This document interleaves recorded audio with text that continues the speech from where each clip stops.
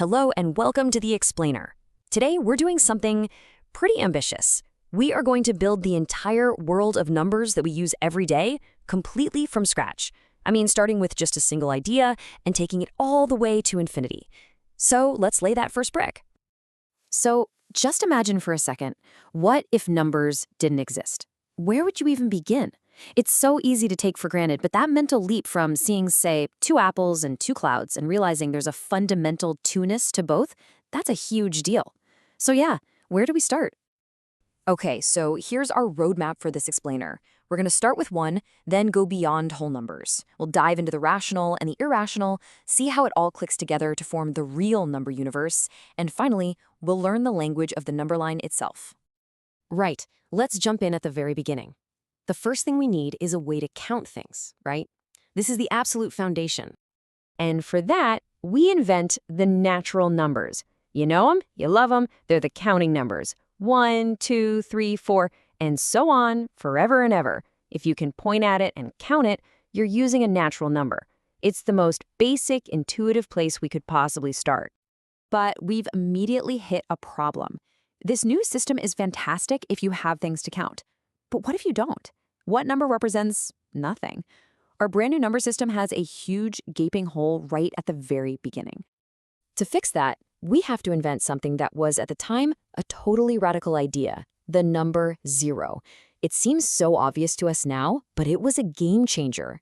By adding 0 to our set of natural numbers, we create a new, more complete set, the whole numbers. Okay, so now we're getting somewhere. Our system is growing. We can talk about having $5. We can talk about having $0. But what about owing someone $5? Or what happens when the temperature drops below 0? Our number line is kind of one-sided. So the solution is actually pretty elegant.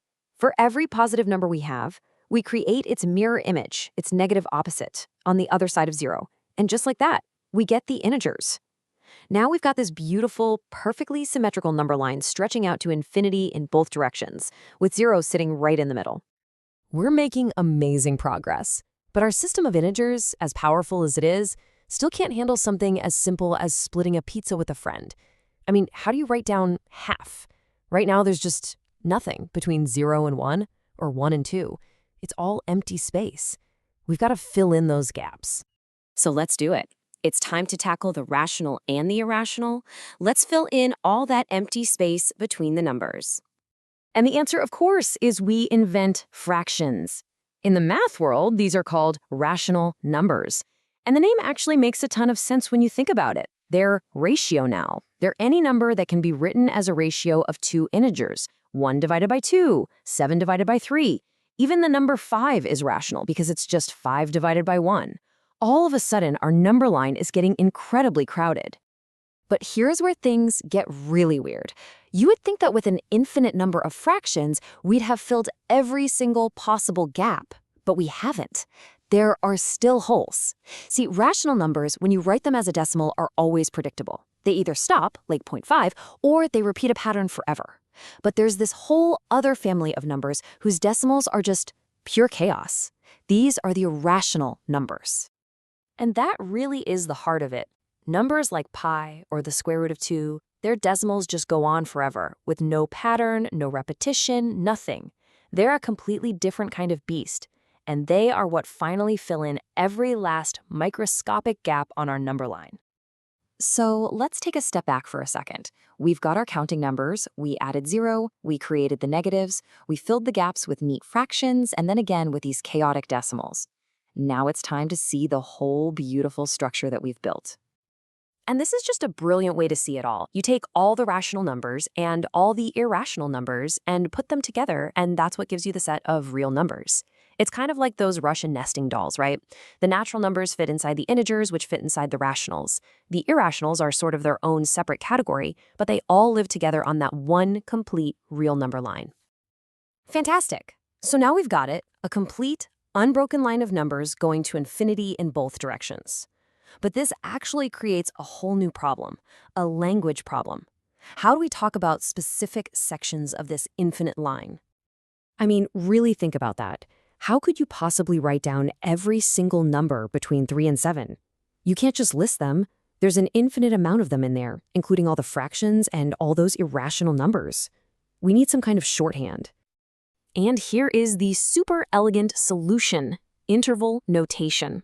It's basically a mathematical shorthand designed for exactly this purpose, describing any continuous piece of the number line. This table right here is your cheat sheet.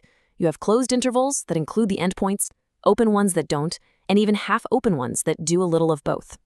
Really, it all just comes down to knowing how to read two symbols.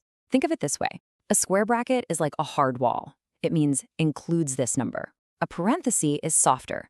It means get infinitely close, but don't actually include it.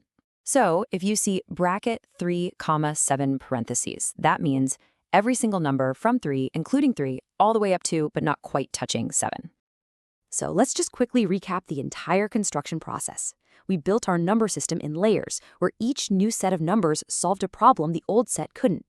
We saw that rational numbers are just neat and tidy fractions, while irrationals are not. When you combine them all, you get the complete real number system. And finally, interval notation is just the special language we invented to talk about pieces of that system. So we did it. We built this incredible, complete system of real numbers. It feels like we should be finished, right? And yet, a simple little equation like x squared equals -1 has no solution here. There is no real number that when you multiply it by itself gives you a negative number, which suggests that even after all this, our journey into the world of numbers might not be quite over. What could possibly lie beyond? Well, that is a question for another time.